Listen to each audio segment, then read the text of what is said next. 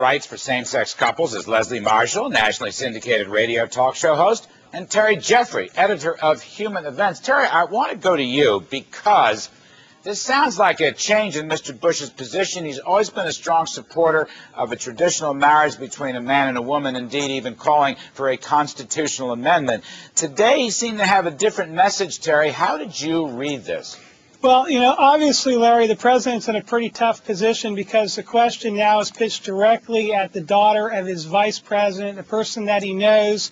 So it's very personalized. I will note that the president not only supported a constitutional amendment defining marriages between one man and one woman, he also said in the past that he is against adoption by gay couples, which I think gets more to the point because the issues that Ann Compton was raising don't necessarily go to the core issue of same-sex marriage, which is, in fact, whether or not people of the same sex would be given exactly the same privileges as marriage, which include raising children, which I think the vast majority of Americans would correctly object to. Well, Leslie, the question that Ann Compton raised, let me review it again. Legal rights, hospital visits, insurance that would make a difference, even though you said your preference, you believe it's preferable to have one man, one woman. First of all, do you favor the kinds of rights that Ann Compton described?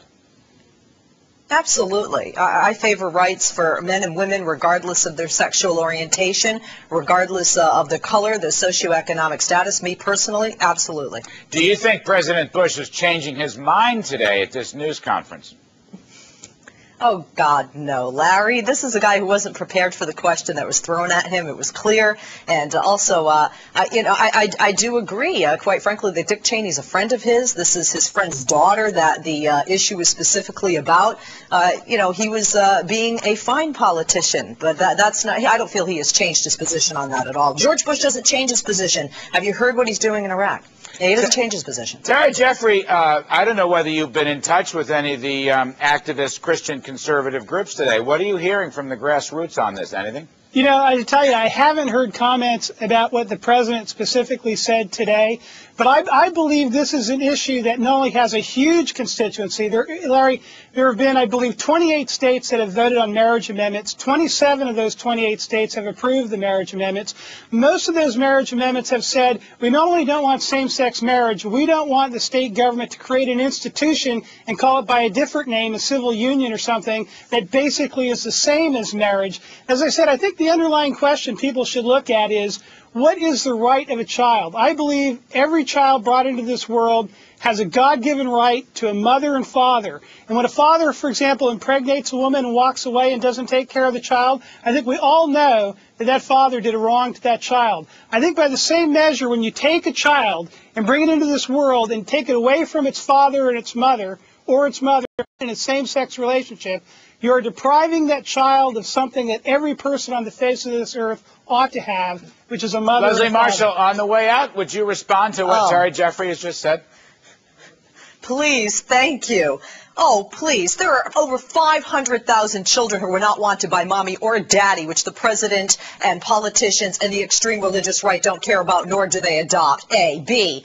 Come on. The fatherlessness in America is not because the children don't have that right. It's because men know how to father children, and they don't know how to stick around and be a father to a child. Well, and quite frankly, women are to blame for that as well because they allow it to happen. There's a lot of lack of responsibility and a lot of people having children that don't want children. They simply forget about it when they're in the height of the moment in the backseat of a car. You're conceding my point when you say a man who fathers a child. No, I would rather a child be, we have a man who put a child in a freezer, a woman who put a child in a microwave, and yesterday a grandmother who put her child through an x-ray machine at the LAX airport. Please, heterosexuals are not doing a great job raising children, and if gay people could do a better job and love them, I'm all for it. You're conceding my point, though. You concede that when a man fathers a child and goes away and doesn't take care of it, he has done a wrong to that child. Someone, by the way, fathered Mary Cheney's child. What is that father's responsibility to that child?